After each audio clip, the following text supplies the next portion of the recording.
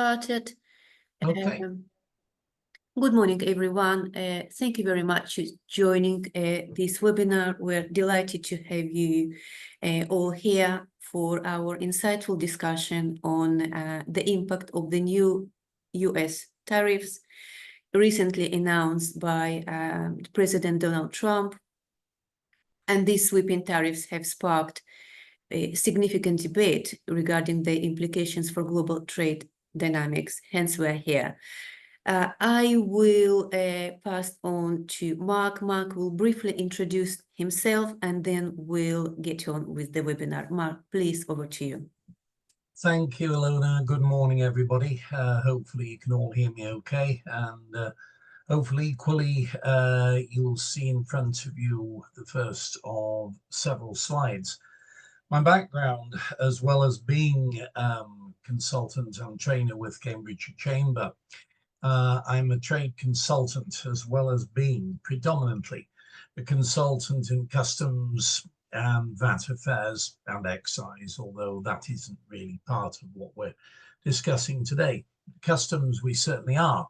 I have had an interest in and indeed an expertise in dealing with the United States for several years, having worked originally with the then head of customs over in the US Embassy in London, the lovely guy called Bob Anders, who helped me a lot in my knowledge of US activities.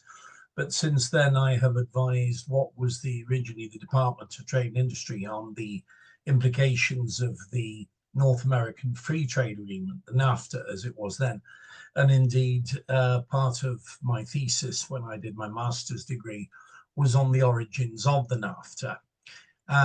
And since then, I have had a considerable amount of input into relations between the UK and the US and indeed Canada, helping companies with all sorts of issues concerning the import requirements into the States, getting to know something of the legislation, but equally dealing with specific issues as they arose.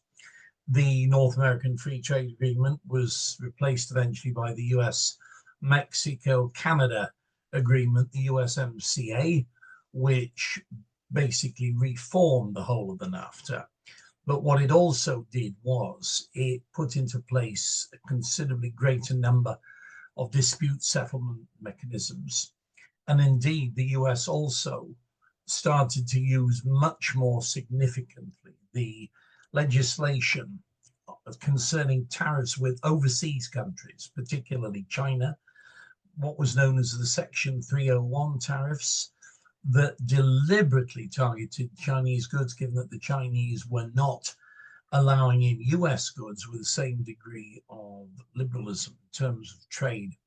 And then came what was known as the Section 232 tariffs, which determined whether the import of particular items was going to have a degree of significance in terms of US security, particularly US internal security, and whether particular tariffs should be introduced in order to deter the import of materials from certain other countries. Again, China came into it, as did Iran, as did various others, North Korea, for example. And then more recently, Donald Trump's assertion when he became president that he was going to embark on what was called an America First policy. In other words, the protection of and certainly the development of the US economy, particularly based on the use of tariffs in order to deter the import of materials from various countries, and particularly to target specific products such as iron and steel and what Americans call aluminum, what we call aluminium, and impose specific tariffs on these commodities, particularly a tariff of 25% additional import duty. This was then extended to various other areas, particularly automotive. Again, 25% extra of the import of cars from elsewhere in the world. Again, targets being particularly China, but equally the EU and various other places. And then, of course, Donald Trump announced a series of punitive tariffs to affect trade with the whole world. And he staged it in the form of a series of targets, and particularly trade with China and the EU. He was also there to defend the US industry in general, promote manufacturing in the US, although where that comes from is a bit of a mystery because a lot of US manufacturing industry has disappeared over the years. I still remember visiting the Ohio Valley with my wife and daughter back in 1992 to visit some friends. And the Ohio Valley at one time was one of the cradles of the US steel industry. Not anymore. It had been decimated. The companies such as Bethlehem Steel, which was one of the main steel companies, Carnegie Steel, of course, all of which had been decimated over the years, basically a policy of liberalism. And Trump basically said, it's time we did something about this to revive US industry and to promote it wherever we possibly can. And this is part of the America First program. And then, of course, the promotion of US exports, mainly using legislation that had been accumulated over the years, from the days of the 1974 Trade Act through the 1988 Universal Omnibus Trade Act, and then the Trade Act of 2002.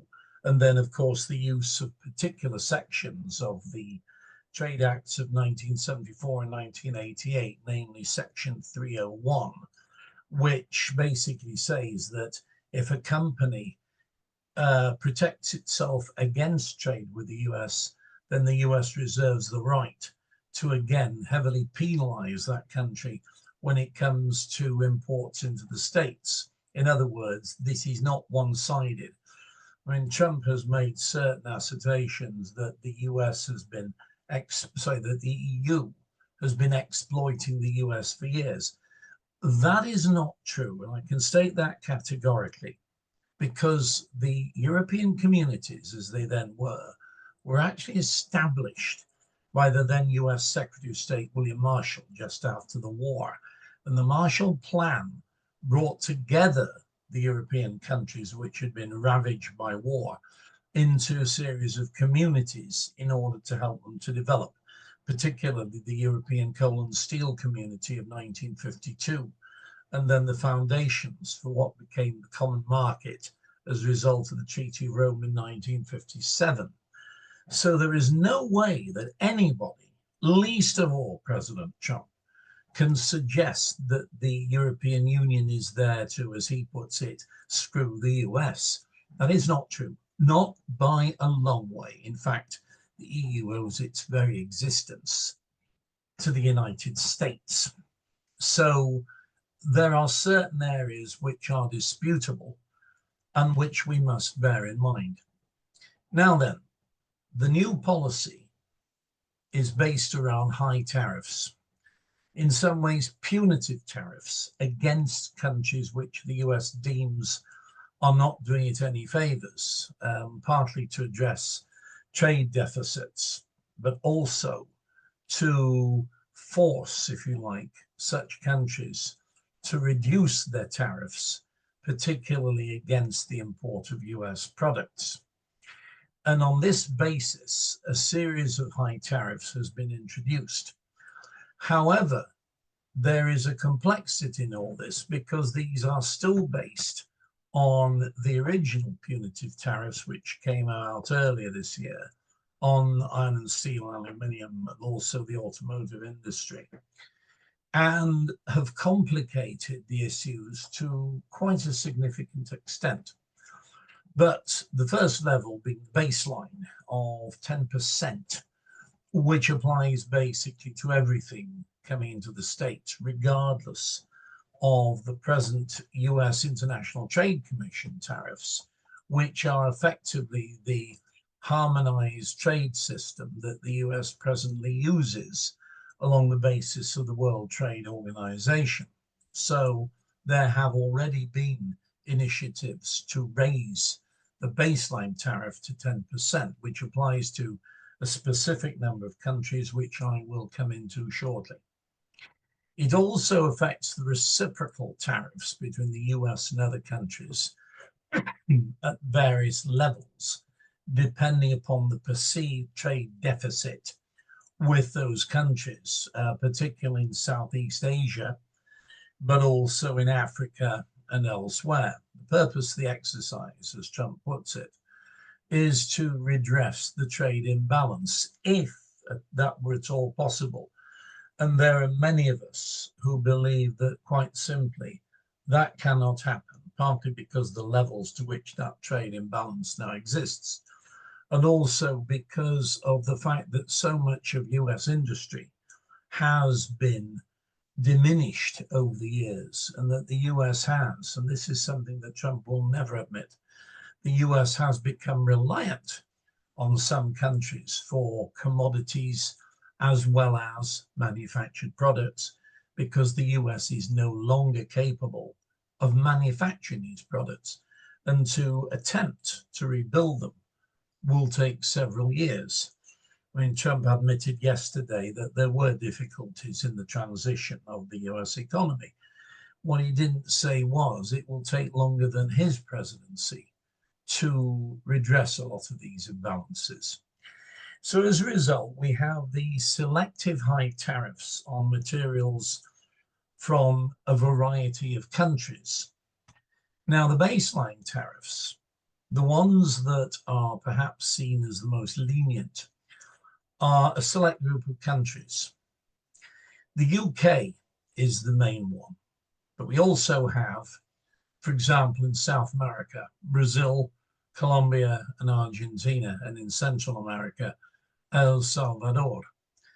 Elsewhere, we have Australia and New Zealand, Turkey, and then the UAE, and of course Saudi Arabia, because again, there is a huge amount of link between the Saudi Arabian economy and the American economy, because the amount that the US supplies to both UAE and Saudi Arabia every year. In terms of the South American countries, there is a huge amount of trade between Brazil, Colombia, and Argentina, and the US. Turkey, again, has a large trade level with the US, but of course, Turkey is also in the customs union with the European Union itself. Given that the tariffs between Turkey and the EU are the same, one might wonder, well, how on earth did they manage to work this out? Because the tariff level for the EU is in fact double the baseline tariff.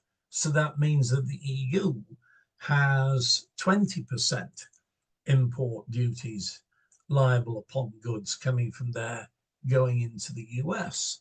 So you see, there is not necessarily a totally level playing field. In Eastern Asia and the area around the Pacific Rim, we have, of course, Singapore, which again has good relations with the US, and of course, Australia and New Zealand, which also are part of the Trans-Pacific Trade Agreement as well. So there are certain anomalies, shall we say, in the whole system. Now, Trump also has what he calls the worst offenders. Well, that may be his wording. I'm not sure that would apply to a lot of the rest of the world. Yes, there are reasons to suggest that China has been using its weight to try and dominate the global economy. But as we know, the Chinese economy is of itself somewhat dominant. The chat there, something about the UK, the 10% tariffs are already applicable. They came into effect a few days ago. And on that basis, the UK has already this 10% baseline tariff with the US, as do the rest of the countries involved. Now, there has been a report that Trump is prepared to put certain tariffs on hold for countries rather, that are prepared to negotiate with the US rather than applying retaliatory tariffs. The EU is in two minds as to whether to retaliate. China has stated that it is retaliating. Now, that then suggests that the Chinese have either something to hide or they are simply inflexible and they are not prepared to give any sort of leeway to the states at all.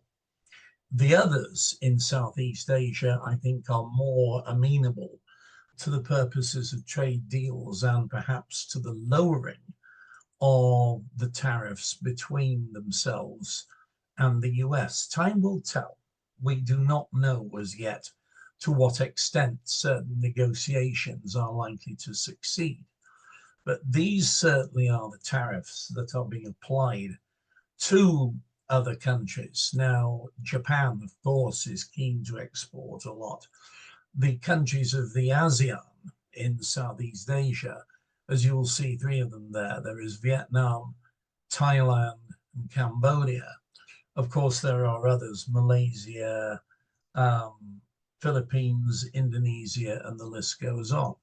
Singapore has the baseline tariff, but you will notice the others there have considerably higher tariffs, again, partly because of their stance on an insistence of not necessarily allowing in a huge amount of US imports, but still trying to export a huge amount of materials out of Southeast Asia.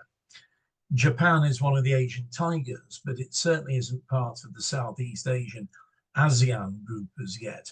The ASEAN group tends to cover rather more developing countries, certainly in the case there of Vietnam and Cambodia, and indeed Thailand. They are all developing countries. Malaysia rather more so, Singapore certainly more so. Indonesia needs to develop considerably more. So again, there is a degree of fragmentation in the tariffs that are being applied, and therefore it relates very much to each individual country concerning its relationship with the United States. Now, inevitably, this question of, well, who does it affect? Directly, it affects US importers because the tariffs are designed to get US importers to look seriously at where they are importing from. Indirectly, it is saying that the exporters from elsewhere into the US have got to think very seriously as to what they're exporting. And secondly, are they considered to be preferential countries when it comes to trade with the US? So ultimately, it is still the US importer that is going to suffer in terms of the increase in the import tariffs. And this is why we look at the issue of who is the US importer of record. Many companies, certainly in this part of the world, are encouraged to have some form of power of attorney in the States and work on the basis of delivered duty paid, as per that Incoterm, which then means that the exporter takes charge of the imports into the US with a power of attorney and also the registration through their clearance brokers with the US Customs and Border Protection Agency, which is the similarity to HM Revenue and Customs, and also the US Internal Revenue Service when it comes to things like sales tax. Because as you will see there, the point I have made is that sales tax varies from state to state. In some cases, it may be as low as 2.5%. In others, such as California, it goes up to 7.5%. And the way it is levied is that you cannot actually claim back sales tax that you are levied. You have to absorb it and add it into the prices to your customers, which again adds cost. But of course, the main thing being import duties based on the tariffs, not just as a result of the actual tariff structure on the US International Trade Commission website, but in also in general, the new tariffs levied by the US federal authority itself. So overall, the importer in the US is going to be liable for a much larger amount of money when it comes to importing of various commodities and products from elsewhere. And this is one thing we have to consider. And this is why, from now on, one of the main elements of the export function here is to firstly find out from the States what the importer is likely to pay, if necessary, do some basic calculations, but find out what particular products are most liable for particular tariffs, and for that matter, the origin of these items, because there are many companies here that export materials to the US, but which do not originate here. They have been imported from elsewhere and are simply worked on in terms of machining or in terms of enhancement prior to being reshipped to the States. Well, that does not equal origin. It is simply an additional function, an additional activity, which may enhance the product. And this is why you need to know about what the implications are in the States, because you need to find out from your customer what the implications are concerning either UK originating goods or non-originating goods, e.g. materials imported from either India or certainly from China. And this is an area where there is a considerable need here for due diligence, and therefore this must be addressed. So either way, the US importer is going to be subject to a greater degree of duty and ultimately sales tax liability. Now, the defined products, as I mentioned, iron and steel, which are in tariff chapters 72 and 73, aluminium, tariff chapter 76, and automotive, particularly on cars, of tariff chapter 87. And on these, there is an automatic import duty liability of 25%, never mind the reciprocal tariffs. Now, these duties and these chapters are non-negotiable. There is no intention on the part of the US government to renegotiate these, because this is part of the America First initiative to protect US industry. And one can see a justification to a point.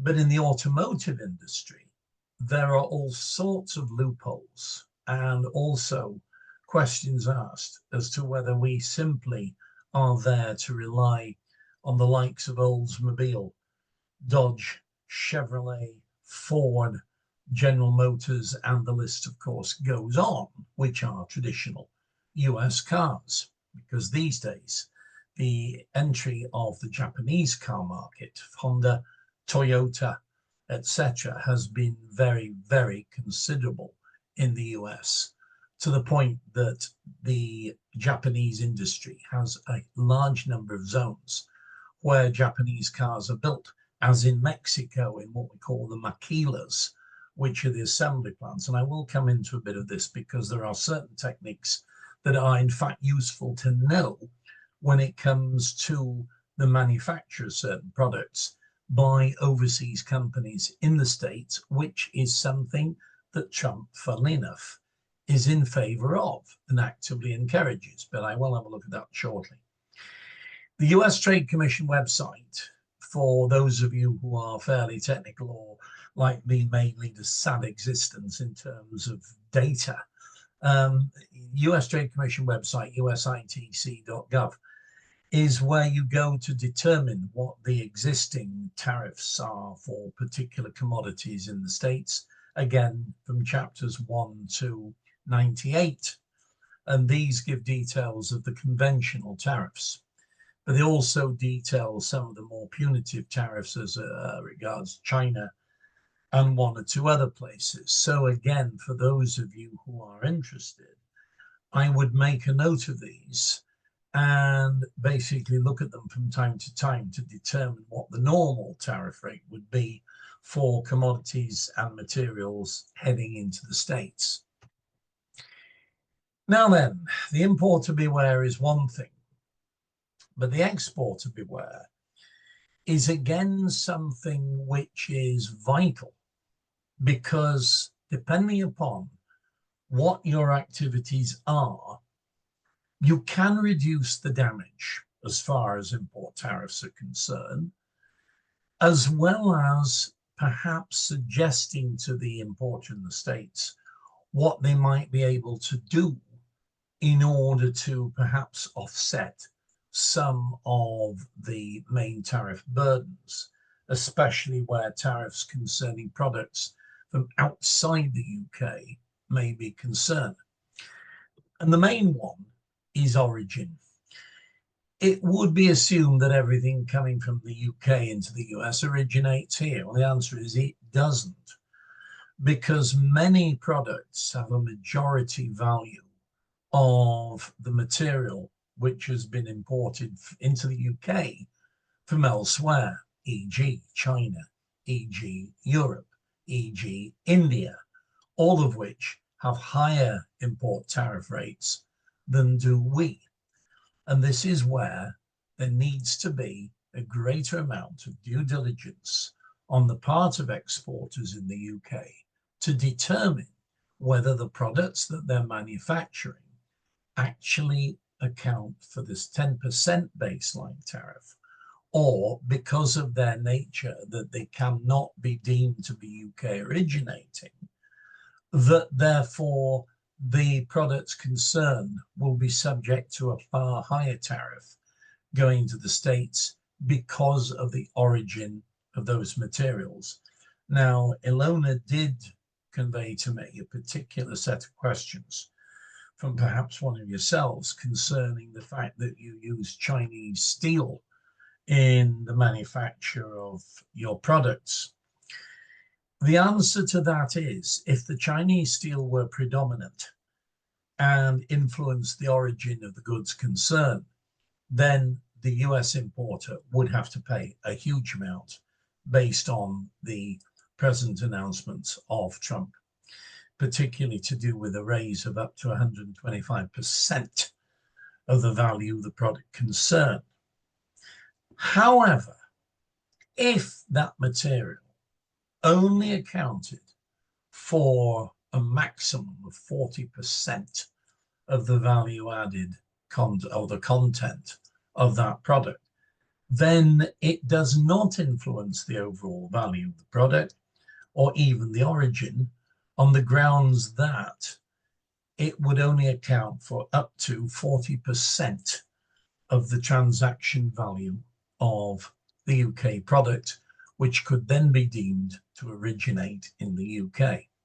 So it comes down to the products themselves and also the origin of the materials or the components therein, depending upon the process that is being carried out here. And that is vital, because you need to ensure, if you are to minimize the tariff burden to your customer, that the goods do indeed originate in the UK and that you have documentary proof of that by means of spreadsheets and calculated values. I do actually have on my computer a calculator for this, and I will, if I haven't already done so, send it to Ilona, because it could be something of importance. Message here, percent of the non-originating material is dependent upon the HS code. No, it isn't. The HS code for the component, hopefully, will be transformed into the commodity code of the finished product. For example, if you bring in steel from China and it has a commodity code or a harmonized system code of either Chapter 72 or Chapter 73, the transformation rule concerning origin would then infer that those components or that material will be incorporated in a finished product that has perhaps a tariff chapter of Chapter 84, meaning operating machinery or mechanical items. Now, the non-originating material has to do with the value, not the commodity code. The two are completely separate. So you see there, in terms of partial origin, the overall rules of origin say that the transaction value, which is effectively the ex works selling price, is the overall value of the material, of the product, including its profit level. It is what we call the standard costing approach. I can send notes on the standard costing procedure, but it is fairly simple to describe. And if you've got pens and papers handy, what I want you to do is to write down what the standard costing procedure is. It is the material, be it locally procured or imported, plus the labor or the production costs of the item, machining costs, whatever else, assembly costs, in order to produce the finished product, plus the company overheads, heating, lighting, whatever. In other words, the costs that make the company work, which itself constitutes what we call the net cost method. And then you add your profit, which is variable, and HMRC allow it to be variable in order to account for the percentage rule, because the percentage rule then says, based on those descriptions there, that as long as the value-added content, including locally procured materials, exceeds 60% of the total transaction value of the product, that product may be deemed to originate in the UK. There's another slide dealing with some of this.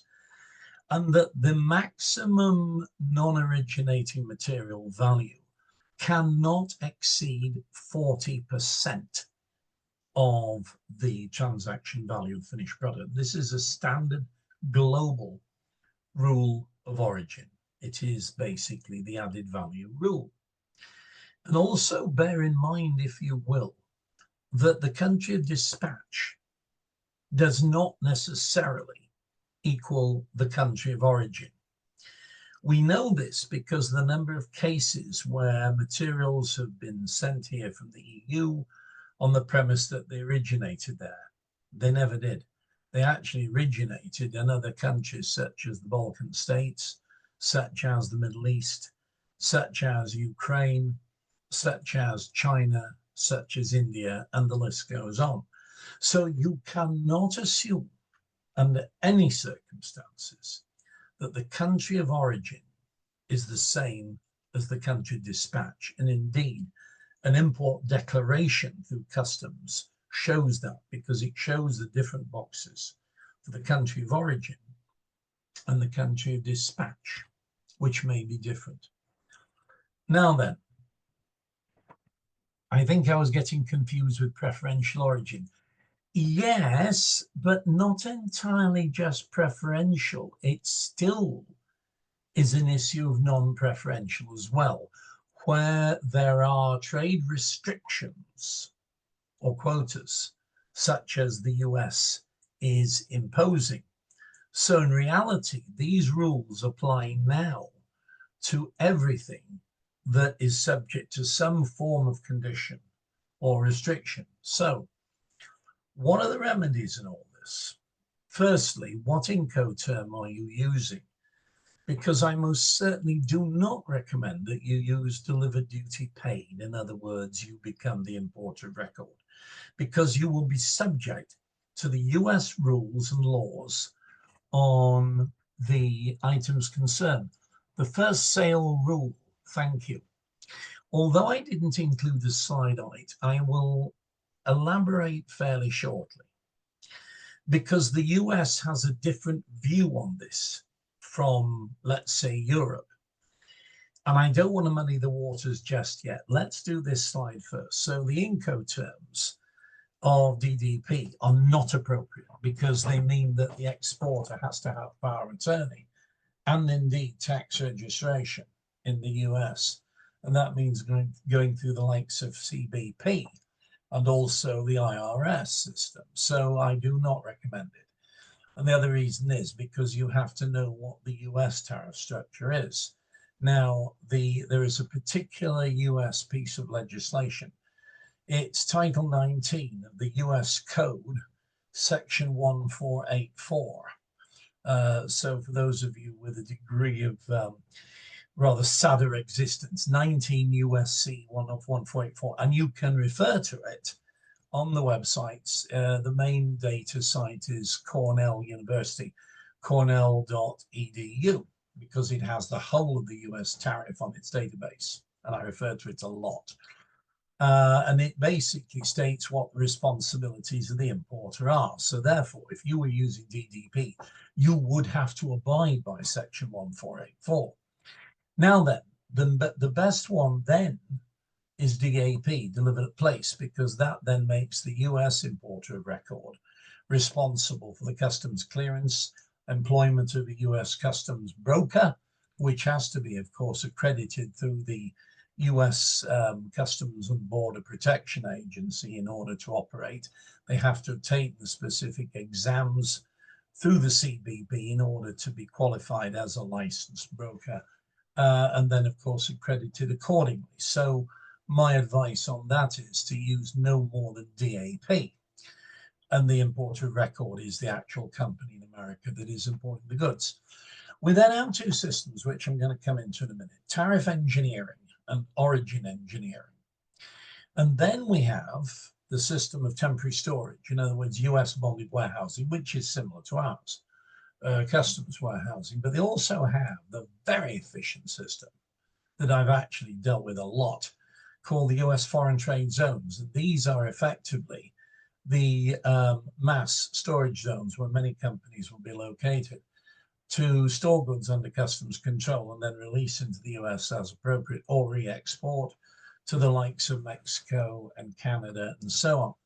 And indeed, a division of them are the US subzones, which are the manufacturing centers that are authorized by the CBP for customs control manufacturing, particularly oil refineries, the automotive sector, the likes of BMW, based in Greenville, Spartanburg, South Carolina, and the Mercedes plant at Huntsville, Alabama, are two of the main companies involved, as are some of the Japanese car companies as well. And I'll come into these because these are a form of, how should I put it, manipulation of the tariff system, and it can be used, especially when you see the ultimate destination, US or Canada, or for that matter, Mexico. Now then, the origin engineering system, and we haven't really called it that, and I'm not even sure there's many people over here who understand it. I've gone into it because of my dealings with the US and the fact that I'm actually asked from time to time to advise on how it works. And I can do so with yourselves if you are interested. This is partly the use of the transfer of production to another country with a more favorable tariff treatment, e.g. transferring production from the EU to the UK using the TCA agreement, of course, in between ourselves, in order to manufacture here. And then, of course, state that the goods are of UK origin. Now, a case in point that is worthwhile mentioning, and in fact, this was partly Trump's wrath against the EU. Most of you will be aware of a motorbike manufacturer called Harley-Davidson. Well, when the tariffs came up concerning iron and steel, and the US actually applied retaliatory tariffs, that meant that certain US producers were suddenly at a disadvantage. And one of them was Harley-Davidson, because, of course, the use of a lot of metal in the production of its motorbikes, famous as they are. They're not cheap items either. Anybody who drives one will know what I mean. And they decided to shift their production to Malaysia in order to supposedly take advantage of a different location of manufacture. The one thing they did not do, and this was the sin, they simply transferred their materials to Malaysia to produce the bike there. And the EU Commission looked at this because the idea was to import the bikes into Belgium. And the Belgians originally said, no problems, yeah, we'll allow it. Until the US Commission, the EU Commission got onto it and said, we're not allowing it because the parts are still US parts.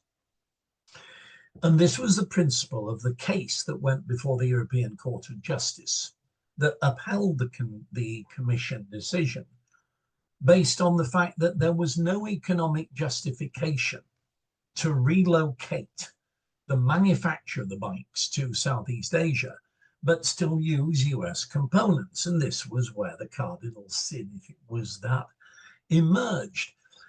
If, however, Harley-Davidson had decided to use locally sourced material, because there is plenty of iron and steel produced out in Southeast Asia, and that only a minimum of US parts were brought in order to manufacture the bike, that would have been a different matter. And the EU would have allowed it because they'd have said, okay, the company's Harley-Davidson, but the parts coming in, the parts part of the bike, the components, whatever, are procured in Southeast Asia, and we don't have a problem with that. And if you're manufacturing the bike in Southeast Asia, your additional value added of assembly will also be Southeast Asian, and therefore the bikes will be allowable. And this had nothing to do with preferential trade. It was non-preferential. It was purely because of this issue of US materials. So if you still have caught on to my drift, you will realize that a lot of the argument is nothing to do purely with the components, or, well, it actually is, but it's because you're using components from the wrong place. If you use locally sourced components, and the other thing is, you attract jobs from locally, then you will have no problem with the construction of the bike, because it'll have been constructed in Southeast Asia of locally sourced materials, and then shipped into Europe. And even under non-preferential circumstances, there will be no additional tariffs. But the way Harley-Davidson were trying to do it was simply use US components in a different location, which did not wash with the EU Commission. So you see, this is all part of this origin engineering status. Use locally sourced components. So if I was, let's say, a business owner here in the UK, and I was supplying the US with products, I would sooner source my components from here, because there will be plenty of them in the UK, and to a degree import certain components under the TCA agreement with the EU. And I would manufacture the product here and then export it to the States, because it would be deemed to originate in the UK. So I could still use imported components, but they would have to be at a minimum level, especially from China. There would also be, of course, a commodity code change from components such as articles of iron or steel or aluminium into the finished product of, let's say, Chapter 84, engineered goods, machinery. It could even be automotive, although I'll come into that as a separate issue. And then it would be allowable into the States, even under the non-preferential system, at the baseline of 10%, because it would be deemed to originate in the UK. So there is already this transformation rule coming about. And this is why the whole issue of origin engineering states more than simply relocate your production. It's also relocating the source of your materials and your components, which are not subject to the punitive tariffs of the US. So we have the transformation rule. And of course, we then have the value added rule. So you see there is a huge difference between the transformation rule in terms of change of commodity code and the value added rule that then says for locally sourced materials and value, as in the standard costing method, it says therefore that as long as the value of the local value added content exceeds 60% of the total sales cost, in other words, a transaction value, then you are fine. It means that you can only have up to and not exceeding 40% of what we call the build down method, which is the maximum value of your non-originating material, maximum. And that therefore means imported material. Of course, you'll have access to these slides, and I've also provided a loaner with separate notes on this. But again, as you may therefore be aware, I do offer consultancy through the Chamber on these areas, and I would be delighted to talk to you individually concerning your individual needs in order to comply with the US requirements. Now, tariff engineering means much to do with the change of the tariff, in other words, transformation, meaning the change in the commodity code from the components to the finished product. In other words, a change from tariff chapter 73, which is articles of iron or steel, into chapter 84, which is machinery of some description. It includes things like earth moving equipment, mechanical structures, cranes, you name it. Whereas if it was, let's say, automotive, that would be into chapter 87 if it's for cars or commercial vehicles. So the end use has a lot to do with it. In other words, flanges, which may simply be machined items of iron or steel with holes in them where bolts can be put through, to the end use description, which is the parts for equipment, e.g. earth moving materials, cranes, and the list goes on. There's a company I know very well down in Hadley in Suffolk, which actually manufactures those items and has been somewhat bitten by the new tariffs. So that means, therefore, that the commodity code that you then end up using is in line with the US allowances concerning what is subject purely to the 10% baseline tariff, meaning that as long as the goods originate in the UK and, what's more, have had a transformation of commodity code from your raw material, which could have been produced in China, to the finished product, which is produced in the UK, and therefore obeys the rules of origin, which of course include the transformation rule concerning the commodity code.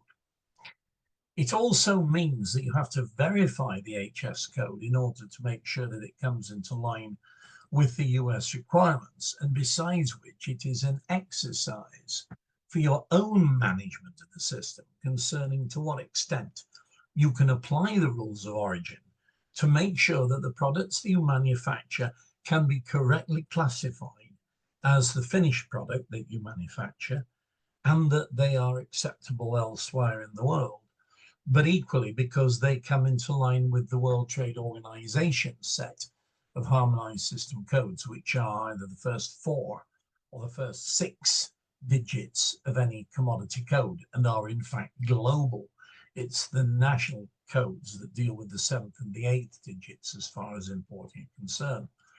So you see, it means the balance between the export harmonized system commodity code lying somewhere close to the US HS import commodity code, meaning that the US CBP agency will not question or even investigate the changes or the anomalies between the two sets of codes.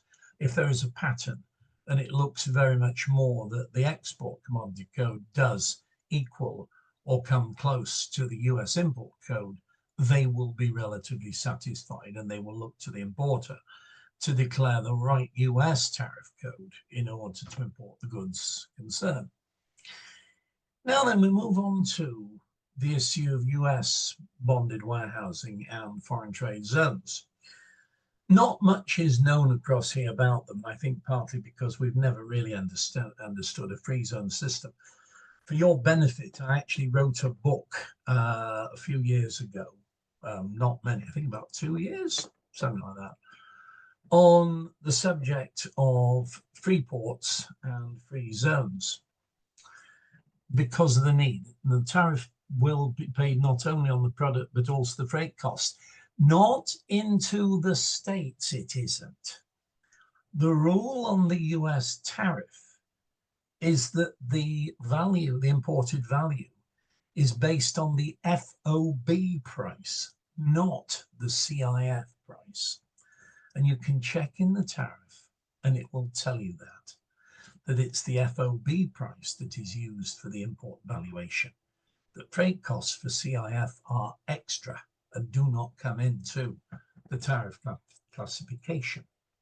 And that's a point well worth noting. Now then, we have therefore US bonded warehousing, which is used by individual logistics companies, possibly freight forwarders using their own warehouses. Now, I wrote this book in answer to need because of the need to understand what the UK free port system was supposedly to do. In fact, it doesn't, because again, there wasn't enough research made by HM Treasury or even HMRC, and I told them so, and they didn't like it.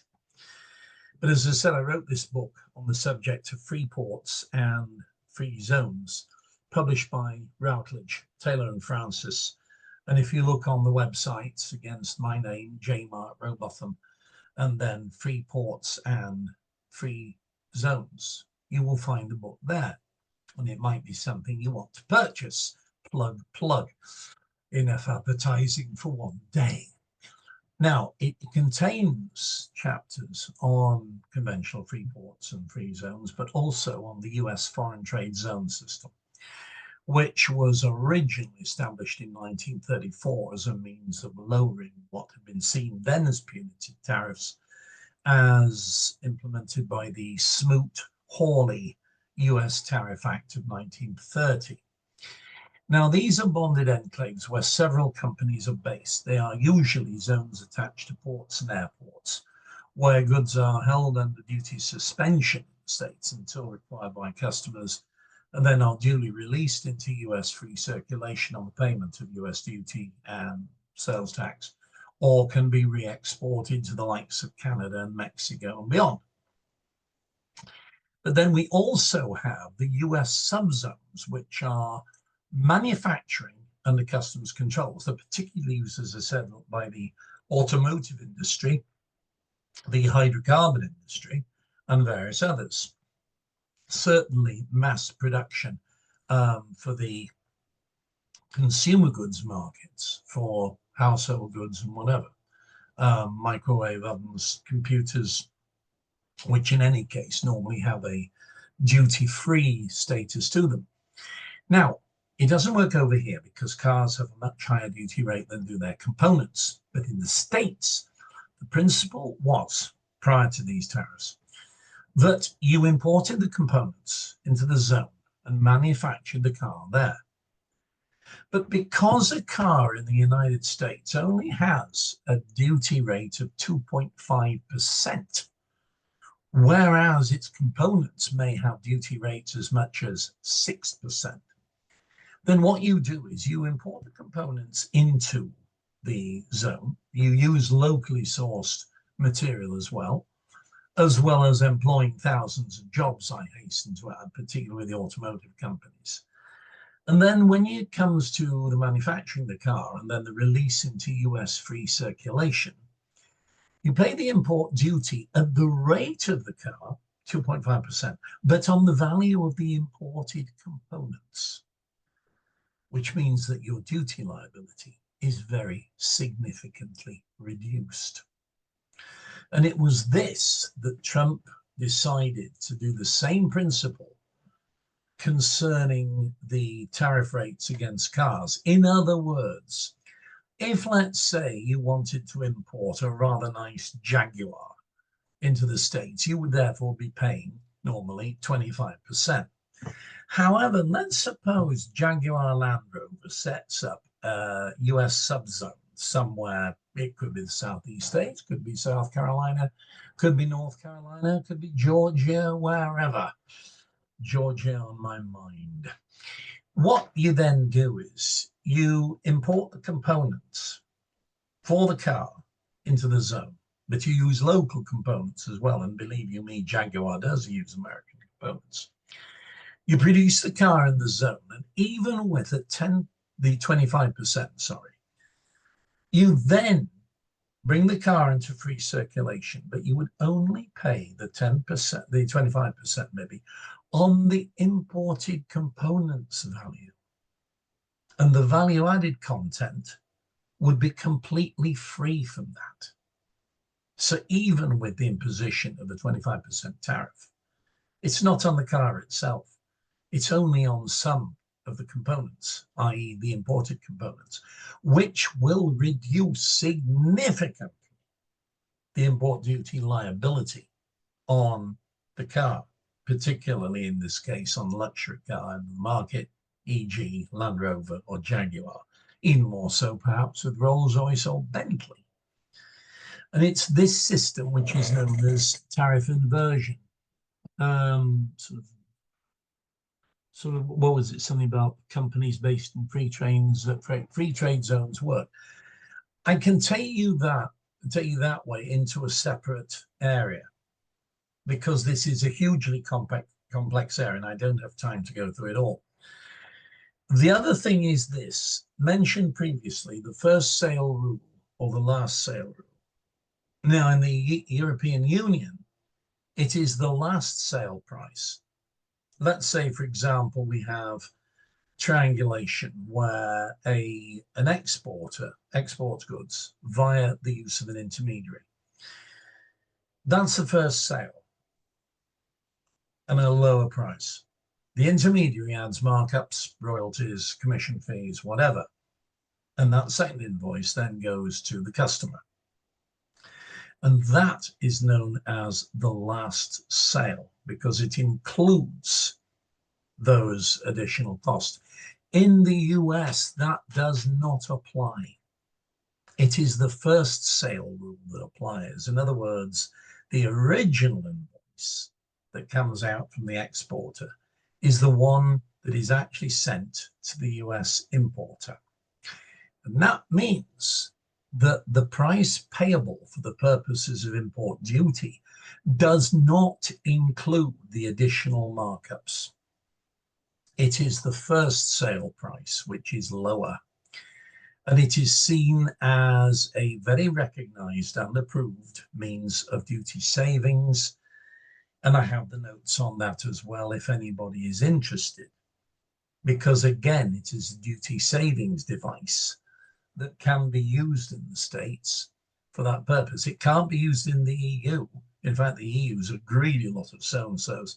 They don't even like free zones or anything like that.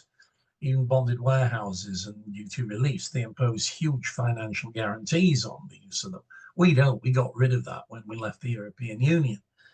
And Keir Starmer knows it. And he knows he's on a very, very shaky platform. And he has to be very careful, because he knows that we cannot actually rejoin the European Union because of the economic benefits which we have already gained. And these are benefits which are well known to many people. And it's something I don't want to dwell on, but quite simply, he would be very foolish to avoid them or ignore them. Now then, what's it priced to is for manufacturing? Let's have a look at this actually. Doesn't matter. Can't find it. Let's leave for the original chat. I'll deal with them, I think, later.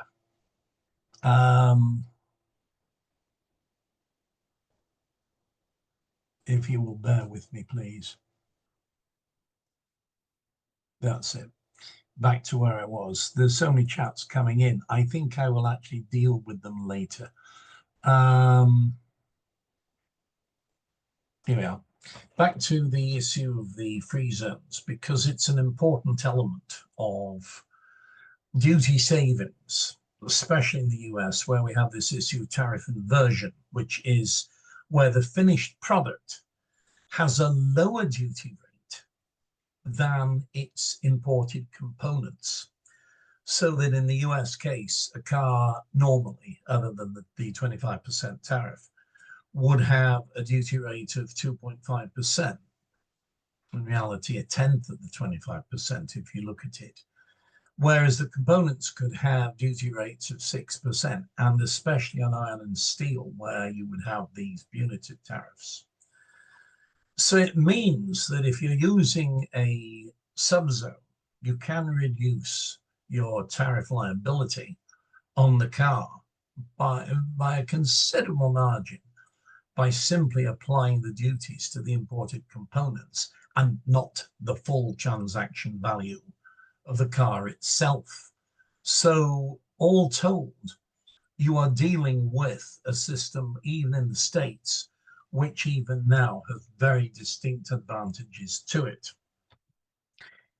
Now, I mentioned earlier about the responsibilities of the importer. There it is, Title 19, US Code 1484, which is a responsibility of the US importer. And you can go to that. You'll find it online.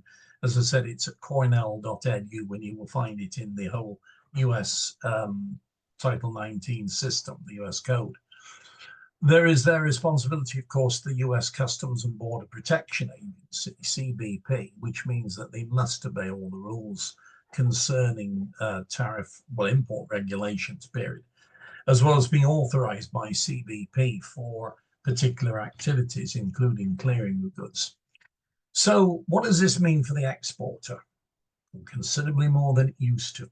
It's due diligence. It's effectively vigilance. And it's in fact common sense if you look at it right. Contact the US importer to find out what the requirements are, and then they'll tell you, and then you agree on those requirements, and then make sure that there are the correct authorizations involved on the part of the US importer as well as on our part here, the correct documentation, which is a requirement, of course, and then the correct shipping and clearance instructions by a competent freight forwarder. And in the US case, of course, a qualified and accredited customs clearance broker. And there you are. I know it's a lot of information to try and concentrate into a short period, but hopefully it will have given you an idea as to the extent of what is now required and even the extent to which the US tariffs apply. You can't stop them, and it isn't your job to necessarily try and overturn or reinvent, I should say, the wheel.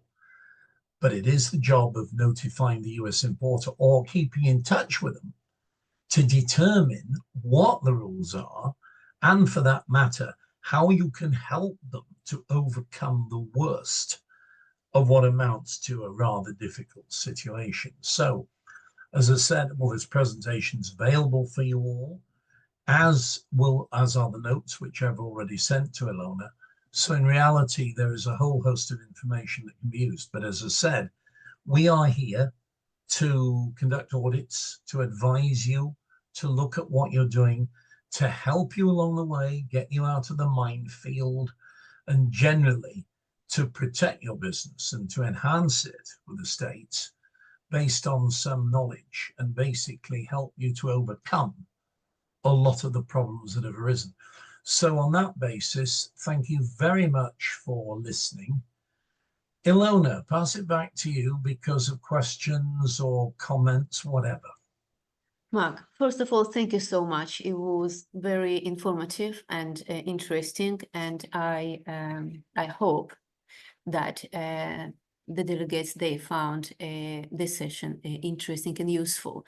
Now, Mark, if you don't mind, we've got few questions in our webinar chat. If you can answer them, and then the delegates, please raise your hand if you have any questions, and we'll try to answer as many as possible. We don't have that much time. So Mark, please, over to you. If you can go through the webinar chat and answer the questions. Certainly can. Right, let's see what we've got. Right. Hi, Mark. Sebastian, thank you very much. Can you confirm the 10% baseline applies to all HS codes from the States, sorry, from the UK? The answer is yes, it does. It applied from the date of implementation, which was last week, and that applies no matter what. So the 10% baseline tariffs are now in place and apply to everything coming out of the UK, as long as that means the product originates here. So hopefully that will answer that question. Now, the next one here we have percentage of the non-originating material is dependent upon the HS code. I've already answered that. The answer is no, it isn't.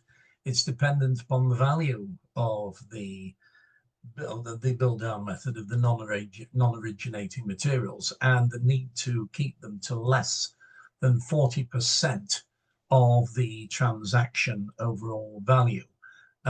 You said you're getting confused with preferential. Originally, this was very definitely the case, but with the US, it's now non-preferential as well because of the need to prove UK origin in order to adhere to the 10% baseline tariff. So you can see that in a way as a sort of semi-preferential status, but it does very much apply. So that this is now a question of the use of the origin status, nevertheless. Right. So next one. How about the use from Richard? Thank you very much. How the use of first sale? Again, I think I've answered that. The US relies on the first sale rule, which again reduces the price concerning markups, etc. The EU doesn't like it. That uses the last sale. But the US does use the first sale price on that. So that needs to be established with the importer as well.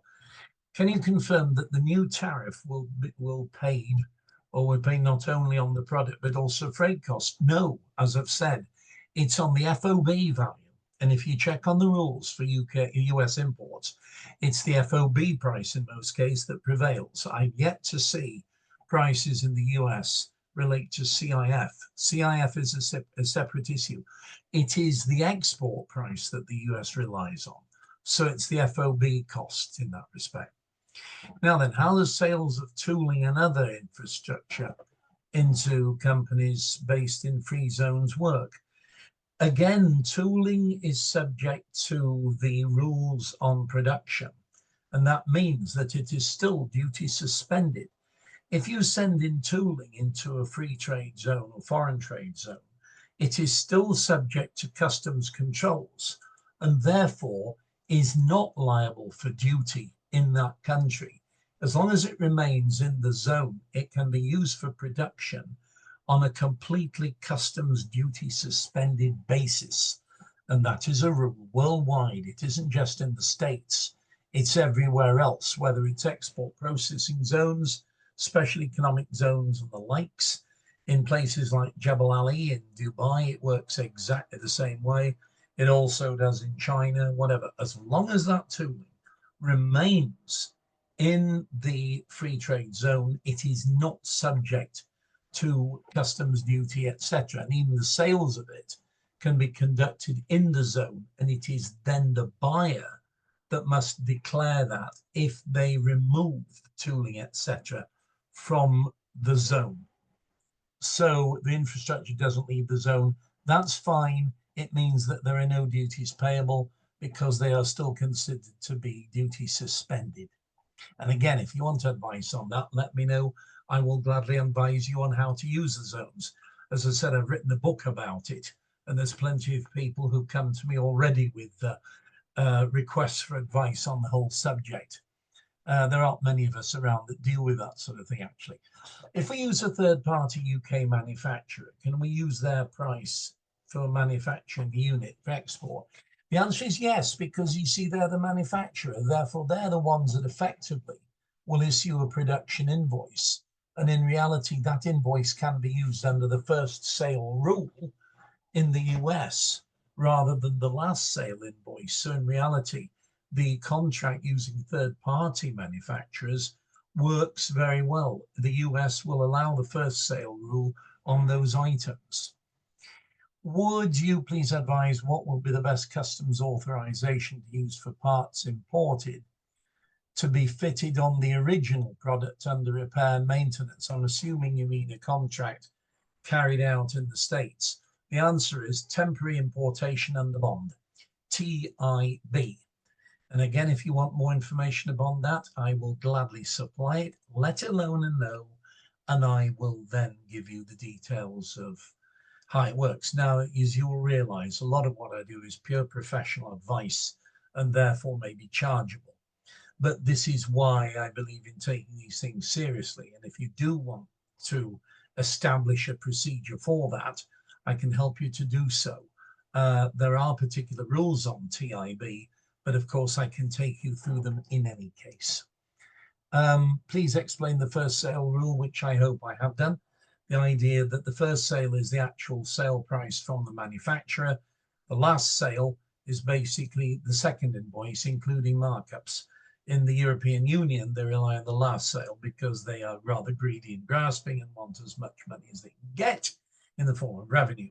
In the States, it is the first sale rule that applies, and it amounts to a duty savings rule or strategy in that sense. When a project originates from the US, somewhat transformed in the UK, can we state US origin? No. If the goods have come into free circulation and have been worked on here, then they have lost their US origin status, unless that is that there is no transformation and change of commodity code. If the process is minimal and the product still remains US, then you can use it. You then use what's called Chapter 98 of the US tariff for goods leaving the US for repair, refurbishment, whatever, enhancement elsewhere, and then return to the US. So if it is minor or more simplified processing, you can still re-import the goods in the States, and you would avoid, by the way, all these punitive tariffs because the goods would not originate in the UK. Again, I can advise you on this properly. I know what the rules are, but I cannot do it now. This is, as I said, the use of Chapter 98 of the US tariff. So I would be pleased to advise you if you want to give a rather more detailed request through a loaner, and then we will work on it, and if necessary, again, supply you with the correct procedures accordingly. Thank you. Answer the first rule. Yes. What is the limit on profitability that be counted for on the value added origin? There's no limit on it. It's normally the rules of HMRC state anything up to about 10% on profit, but that's entirely up to you. You see, the net cost method deals with pure production, and the transaction value adds the profit margin. And even as far as preferential trade is concerned, the profit is what you're prepared to put on it, as long as it's not 100%. Within reason, you can sort of extend it anywhere between about, well, 5%, I suppose, and maybe even 15%, as long as it's justifiable and that the profit is, of course, enhancing your business. You can then apply it in the sense of that transaction, and you can vary it from transaction to transaction as well. Excuse me, I'll get rid of that for the moment, unless it's any more. Yeah, the whole point of origin is it is variable and it is negotiable. So that is why the rule is you can adjust it within reason around about 10% or a bit more or a bit less. That is entirely up to you. Now then, how does the software value impact this too? It doesn't, because software is the provision of a service, not goods. When you are dealing with software, that is more intangible. When it's to do with a computer, the computer of itself won't work until you put the software in it. But the software, again, is of a negotiable value. It cannot be subject to any tariff on its own because it's not tangible goods. And therefore, you have to consider the extra value added of the software in terms of the transaction between yourself and the company. It has nothing to do with tariffs whatsoever. Now, for shipments in transit via ocean, when the tariffs are applied, you understand these will be exempt. That is correct. The ruling has been made that if goods were already in transit, they will not be subject to these new tariffs as long as it can be shown by the transport documentation when the goods were dispatched from the country of export. That will be done by bill of lading or airway bill. And as long as those are presented properly, then yes, the tariffs will be exempt on the items being purchased. Would it be applicable for goods originating from the EU, however, having gone through transformation and customization in the UK? Yes, as long as the goods have been incorporated in other products and there is a transformation, as well as the value-added rule, then yes, they can be seen as being GB origin, as long as the origin rules apply concerning manufacture in the UK. There you have it, I think. Mark, sorry to interrupt you. We've got one hand raised for quite a while. I would like to ask the question. Yep. YC, I don't know who is it, but please do ask your question.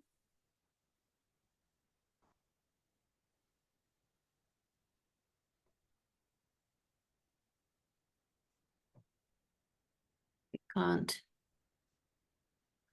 Also on questions, if people think of them afterwards, please send them to Alona and then I will address them by email and I will send the answers back anyway. Yes, please. Here we are. What's this? Unmute Right. yourself. Yeah, right. What have we got here? One or two more. Okay. How about community? Right, commodity code UK. Would this be minimal transformation by default? The minimal transformation, it's still this question of the substantial transformation in terms of the commodity code from one product to the other. So it's not really a question of minimum by default. It is this rule that says, does the product transform from the basic component into the finished product? Does the 10% hit goods leaving the US to deliver to the UK? No, it doesn't. Because you see, the goods coming into the UK are not subject at the moment to retaliatory tariffs. Starmer has already said that. So the normal tariffs would still apply here, as far as I'm aware. Can we still ship samples? Now this is the de minimis rule. As far as China and other countries are concerned, it has been removed, this minimum value $800. Can you still ship samples? Yes, you can. Under the de minimis rule, you can still ship samples and there is no baseline tariff on that.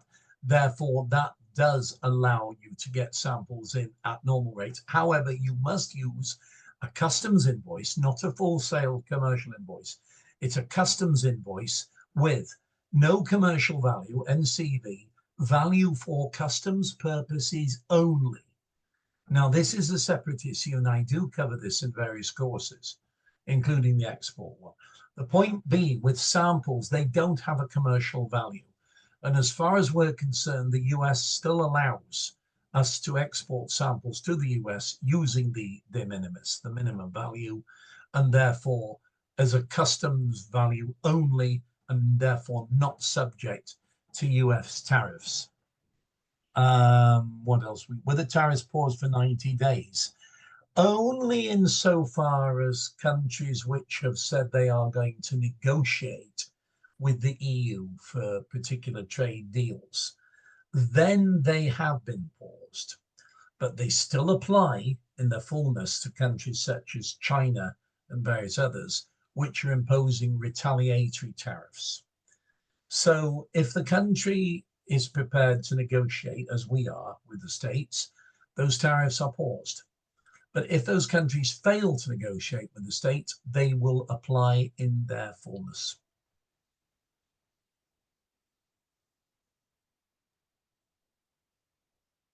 Okay, Mark, there is few more questions. If our products are zero rated, customs code, does the 10% duty still apply? Yes, it does, For example, computers, Chapter 8471, yes, the 10% tariffs still apply. Okay, another question. For shipments in transit via ocean, when the tariffs were applied, I understand these will be exempt. Can you confirm? Yeah, we have. Yes, they are, but they are exempt because they were dispatched prior to the tariffs being imposed. Yeah, we have already answered. We Okay. indeed. Yeah, Mark, thank you so much. We have come to an end of the session. I hope the delegates have enjoyed the session. We are currently formulating and finalizing a detailed training session focused on trade with the USA, including important topics such as origins and HS code.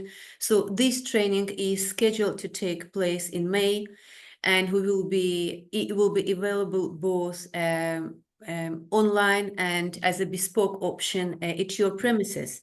So if you believe that this training would benefit you and your organization, please do get in touch with me, and we will schedule.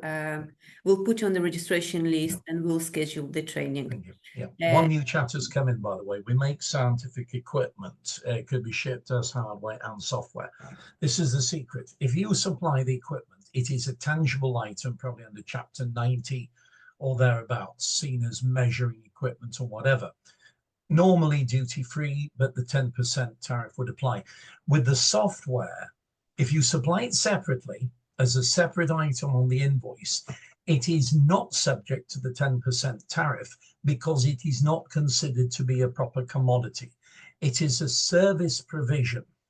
And because the software is supplied from here, it is what we call the place of supply of goods, which refers to VAT, which in any case is zero rated. And therefore, as you were saying, it can therefore reduce the overall duty rate because it is not deemed to be part of the actual hardware, but you must itemize it separately on the commercial invoice. If you simply put the lot together, yes, it would attract a higher price, but if the software is a separate item because of the service provision and place of supply, it means that the overall duty rate, or certainly the duty liability, is reduced on the products concerned. Thank you, Mark. Okay. Thank you, Mark. Thank you. Thanks to everyone. And again, should you have any questions, any requests, any interest in the training, please do get in touch with me, and we will take it from there. Thank you so much.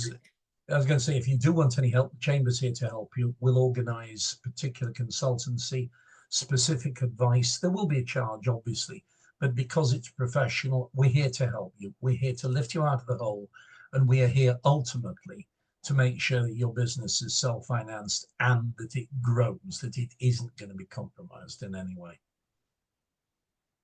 Thank you so much, Mark. Pleasure. Thanks. Bye. Bye.